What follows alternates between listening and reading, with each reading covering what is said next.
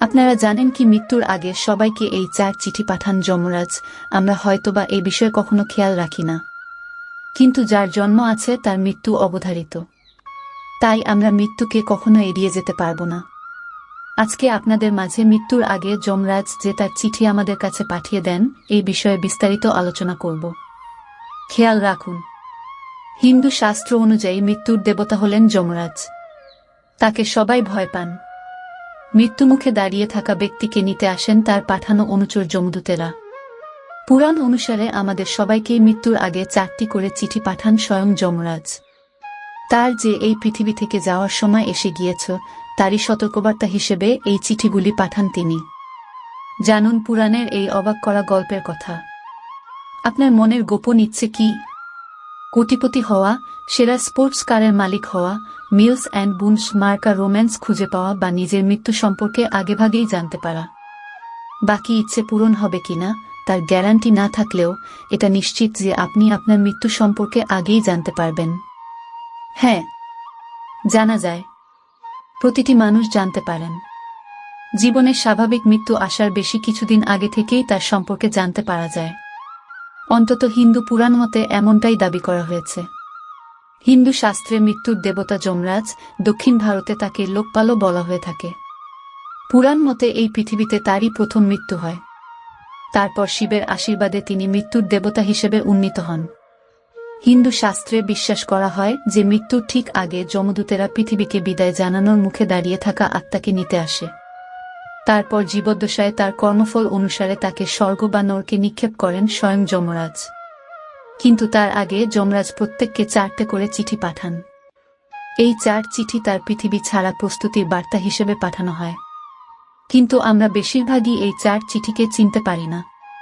এ বিষয়ে হিন্দু শাস্ত্রে একটি গল্প আছে, যে গল্পের প্রধান চরিত্র যমরাজ ও তার এক ভক্ত অমৃত। পুরাকালে যমুনা নদীর তীরে অমৃত বলে এক ব্যক্তি থাকতেন। তিনি মৃত্যুকে অত্যন্ত ভয় পেতেন। মৃত্যুর দেবতাকে প্রসন্ন করতে প্রতিদিন ভক্তিভরে যমরাজের পুজো করতেন। তিনি ভেবেছিলেন এভাবে মৃত্যুকে ঠেকিয়ে রাখা যাবে। তার ভক্তিতে খুশি হয়ে একদিন অমৃতকে দর্শন দেন যমরাজ। তিনি অমৃতকে বলেন, আমি তোমার উপাসনার উদ্দেশ্য জানি, কিন্তু মৃত্যুকে ঠেকিয়ে রাখা সম্ভব নয়। যার জন্ম হয়েছে তার মৃত্যু হবেই, এটাই প্রকৃতির নিয়ম। তবু তোমার ভক্তিতে খুশি হয়ে আমি নিয়ম ভেঙে তোমায় দর্শন দিয়েছি। আমার দর্শন শুধু মৃত মানুষরাই পেয়ে থাকেন। মৃত্যু অবধারিত জেনে অমৃত যমের কাছে মৃত্যু সম্পর্কে আগাম বার্তা চান। তিনি বলেন মৃত্যুর আগে যমরাজ যেন তাকে চিঠি দিয়ে জানান। তথাস্তু বলে যমরাজ জানান যে এর পরিবর্তে সেই বার্তা পাওয়ার সঙ্গে সঙ্গেই তিনি যেন মৃত্যুর জন্য নিজেকে প্রস্তুত করা শুরু করেন। বেশ কয়েক বছর কেটে গেল, যমরাজের চিঠি আসেনি। এই ভেবে ভোগকামের জীবনে নিজেকে ডুবিয়ে দেন অমৃত।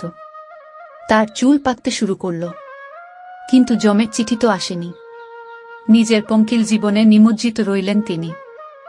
আরও কয়েক বছর পর তার সব দাঁতও পড়ে গেল, তবু যমের চিঠি পেলেন না তিনি। জীবন চলল একইভাবে। এরপর একদিন দৃষ্টিশক্তি হারালেন অমৃত, তবু যমের চিঠি না পাওয়ার আনন্দে মশগুল তিনি। একসময় চলাফেরার ক্ষমতাও হারালেন। তারপর একদিন দেখেন যমদূতেরা তাকে নিতে এসেছে। এ কি কাণ্ড! চিঠি না পাঠিয়েই তার মৃত্যুর দিন কি করে স্থির করলেন যমরাজ। যমরাজের বিরুদ্ধে প্রতিশ্রুতিভঙ্গের অভিযোগ করলেন অমৃত। যমরাজ উত্তরে জানালেন, পার্থিব আনন্দের মোহ তোমাকে অন্ধ করে দিয়েছিল, তাই আমার পাঠানো বার্তা তোমার চোখে পড়েনি। তোমার মনে নেই বহু বছর আগে তোমার চুল পেকে যায়, সেই আমার পাঠানো প্রথম চিঠি যে অমৃত প্রস্তুত হও। এরপর তোমার দাঁত পড়ে, সেটি আমার দ্বিতীয় চিঠি। এরপর তোমার দৃষ্টিশক্তি চলে যায়, তা হলো আমার পাঠানো তৃতীয় চিঠি। তখনও তুমি প্রস্তুত হলে না। এরপর তোমার চলাফেরা করার ক্ষমতাও চলে যায়।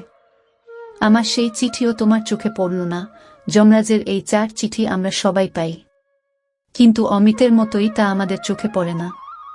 নিজের মৃত্যু সম্পর্কে অবহিত হয়ে আমাদের উচিত এই পার্থিব জগতের সঙ্গে ধীরে ধীরে সম্পর্ক ছেদ করে নিজের আধ্যাত্মিকতাকে তুলে ধরা।